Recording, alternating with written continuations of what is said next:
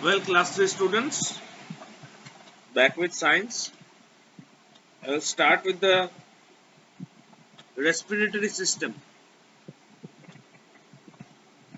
Now, the respiratory system includes various parts of your body, includes various organs of your body to function together.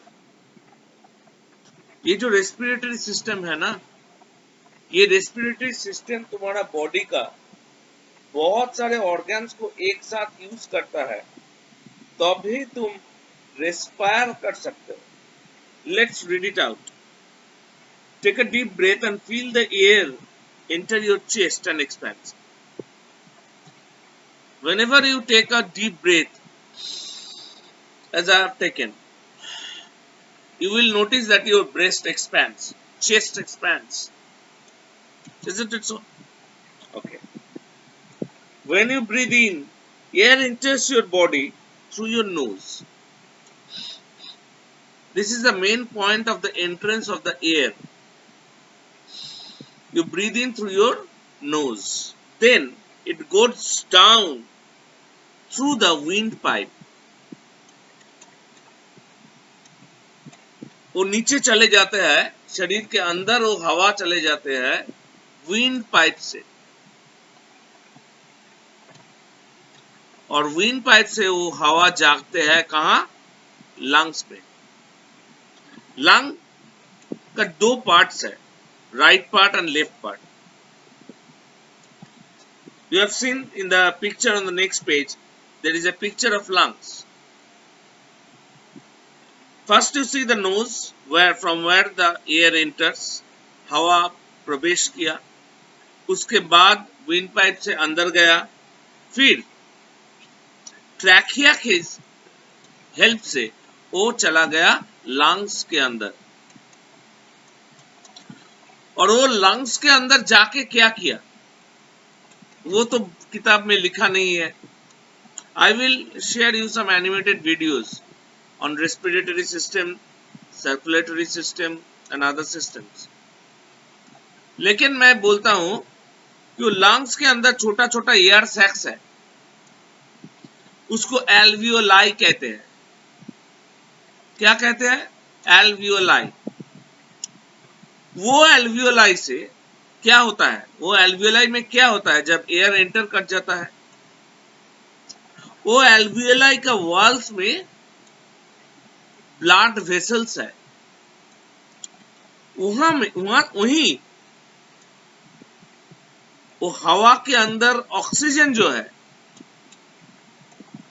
वो blood के अंदर चले जाते हैं. फिर जो बचे कुछ एयर है वो फिर वापस आ जाते हैं और शरीर से निकाल जाता है. When we exhale like this, the air you breathe in has oxygen which you need to get energy. Now this oxygen is very important for our life as because ये फ्यूल की तरह काम करता है. जब तुम एक गड्डी चलाते हो तो उसका एक फ्यूल का जरूरत होता है. वो फ्यूल पेट्रोल हो सकता है, डीजल हो सकता है, whatever. Without fuel, the engine will not start or work. Similarly, oxygen is the fuel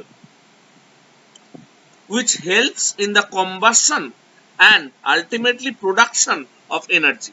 Energy तैयार करने में ऑक्सीजन सहायता करता है. Go to the next page.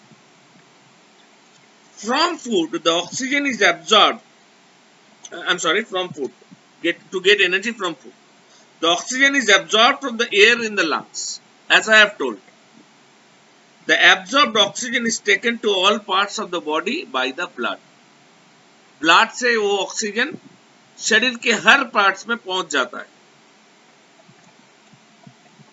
So, if I ask you what is respiratory system, it's given in very short. The system by which, you may note it down, the system by which oxygen is taken in and utilized to produce energy is called the respiratory system. What are the organs that comprise of the system? The nose, windpipe and lungs and many others. In lungs there are alveoli, the trachea also helps, the pharynx which lets the air enter the windpipe. There are two pipes now here. One pipe is food pipe, esophagus, and the other pipe is windpipe. It's only the pharynx which lets the air enter into the windpipe and food enters the esophagus. So pharynx is a very important part of the respiratory system too.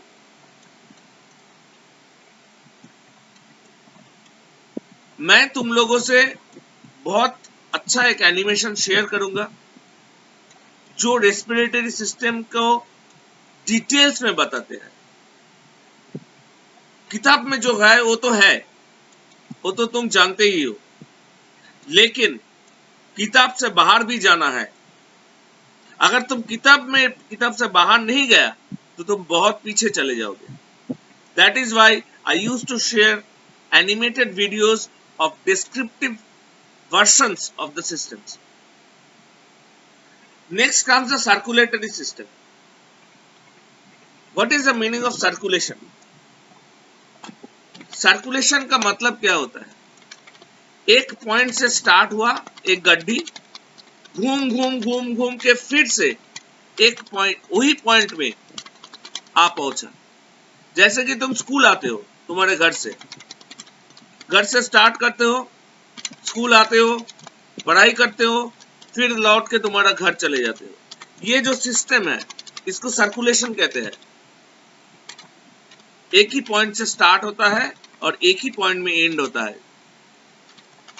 तो ये circulatory system जो तुम्हारा body में है, ये तुम्हारा जो blood होता है, तुम्हारा शरीर के अंदर जो ब्लड है, ये ब्लड पूरा शरीर में सर्कुलेटेड होता है, पैर से सिर तक. कैसे सर्कुलेट होता है यही डिस्क्राइब किया जाएगा तुम्हारा ये सर्कुलेटरी सिस्टम में. और कौन कौन ऑर्गन्स रिस्पॉन्सिबल है ये सर्कुलेटरी सिस्टम को चालू रखने के लिए, वो भी डिस्कस किया जाएगा. When you put your hand on your chest, do you feel something tick? Yes. When you put your hand on your chest, you feel the ticking of your heart, the heartbeat. You can feel it. That is your heart. It pumps the blood, a red liquid called blood, to all parts of your body. It is the pump. जैसे कि तुम्हारे घर पे एक pump होता है, वो चलाने से मिट्टी के गहराई से पानी को खींच के ऊपर तुम्हारा घर के ऊपर जो टैंक है वहां भेज देते हैं. वैसे ही तुम्हारा चेस्ट में है एक हार्ट जो बीट करता है. वो heart actually is a pump. तो वो तो पानी पंप नहीं करता है तुम्हारा घर का पंप की तरह. वो पंप क्या करता है? वो ब्लड को पंप करता है. The blood travels in your body through special tubes called blood vessels. तुम्हारा घर में जो पंप है, जो पानी को छत पे भेज देता है टैंक में, वो क्या ऐसे ही चले जाते हैं? नहीं, वो पाइप के अंदर से जाते हैं, है ना? सिमिलरली हमारा बॉडी जो है, वो बॉडी के अंदर भी पाइप्स है जो पानी नहीं ब्लड को ले जाते हैं. वो पाइप्स को क्या कहते हैं? ब्लड वेसल्स कहते हैं. समझ में आया? Good. It carries oxygen and digested food to all parts of your body. तो ये जो ब्लड है, ये ब्लड जो तुम्हारा पूरा शरीर में सर्कुलेशन हो रहा है, किसके लिए? किस लिए? तुम घर से स्कूल आते हो किस लिए? पढ़ाई करने के लिए, सीखने के लिए. तो ब्लड भी पूरा शरीर में घूमते रहते हैं किसी न किसी कारण से. वो है ऑक्सीजन और फूड. ये दोनों को,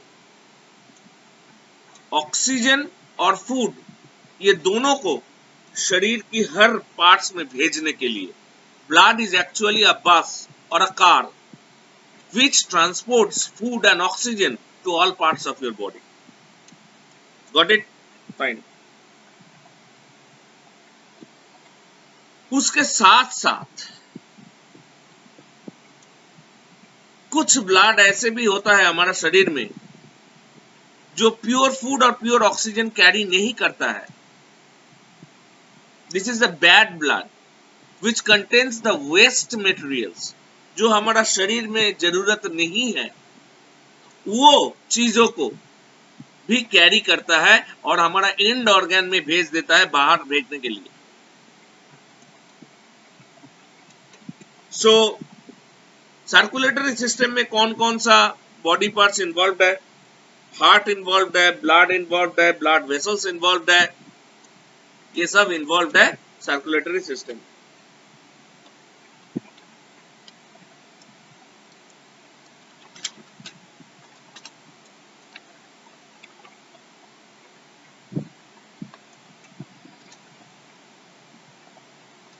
Next comes the excretory system. What is the meaning of excretion? Excretion से excretory system आया. Excretion का मतलब है तुम्हारा बॉडी कुछ चीज बाहर से जो अंदर आया उसको यूज करने का बाद जो बाई प्रोडक्ट रह जाते हैं उसको एक्सक्रीटरी प्रोडक्ट्स कहते हैं. जैसे कि समझो कोयला, कोल.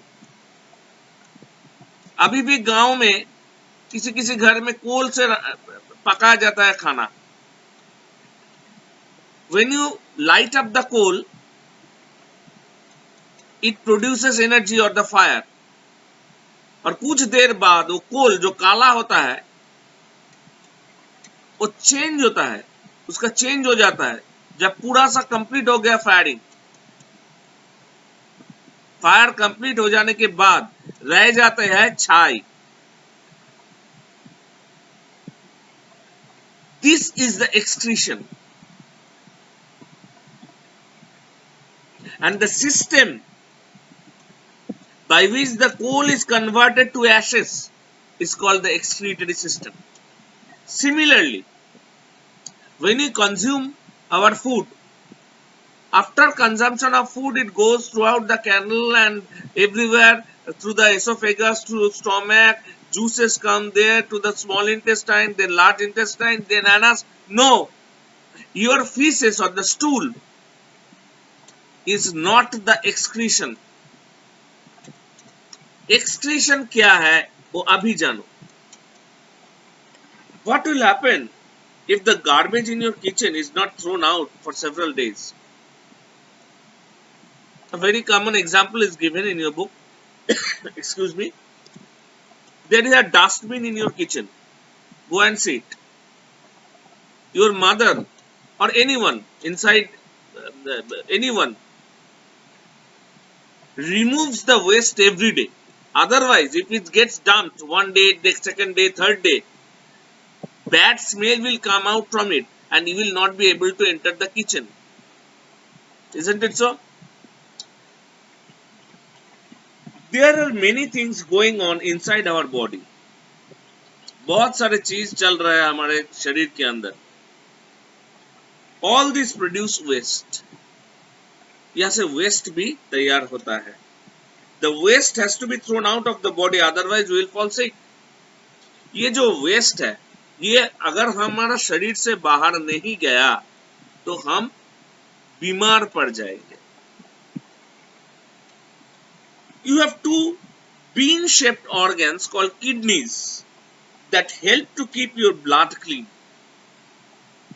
देखो, तुम्हारा शरीर में दो bean-shaped, actually bean seed-shaped organs है, जिसको हम किडनीज कहते हैं. किडनीज ये बहुत ही महत्वपूर्ण,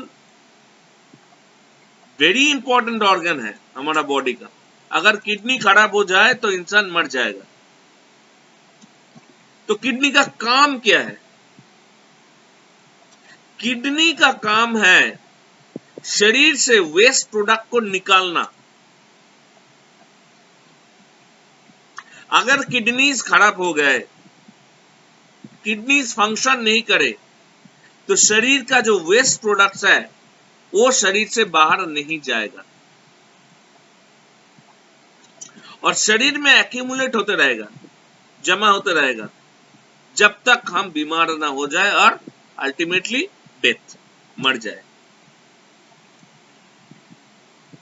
The waste that is removed by the kidneys is thrown out of our body through urine. जो यूरिन होता है, you all urinate, ये यूरिन में वेस्ट मटेरियल्स होता है जो सिलेक्ट कर देता है वो किडनीज। किडनीज वेस्ट प्रोडक्ट्स को बाहर भेजते हैं यूरिन की तरह से। Your lungs throw out the gas carbon dioxide when you breathe out. Now your lung is also an organ involved in the excretory system. What do you breathe in? You breathe in air. Air consists of various types of gases, dusts and many things. Just taking in the appropriate amount of oxygen inside the body, your lungs excrete out the other part of the air which contains carbon dioxide, carbon monoxide and many other harmful gases. So lungs भी एक excretory organ हो गया। Now skin, तुम्हारा जो skin होता है, ये skin, your skin throws out excess water and salts and sweat. जो पसीना आता है ना, वो बहुत जरूरी है। अभी तुम एसी में बैठे ही हो, तब भी तुम्हारा स्वेटिंग और पर्सपिरेशन हो रहा है, लेकिन तुम महसूस क्यों नहीं कर सकते हो? क्योंकि हवा है, हवा से वो पर्सपिरेशन, वो स्वेट इवापोरेट हो जा रहा है। लेकिन ये sweating is very important for our body. ये स्वेटिंग से एक्स्ट्रा सॉल्ट हमारा शरीर से और एक्स्ट्रा वाटर हमारा शरीर से निकाल जाता है। समझ में आया? So lungs, kidneys and skin make up the excretory system. So I have taught you 3 systems. The next day I will complete the reproductive system, the nervous system. But before that I will certainly send you some animated videos on the circulatory system and the excretory system. Thank you so much.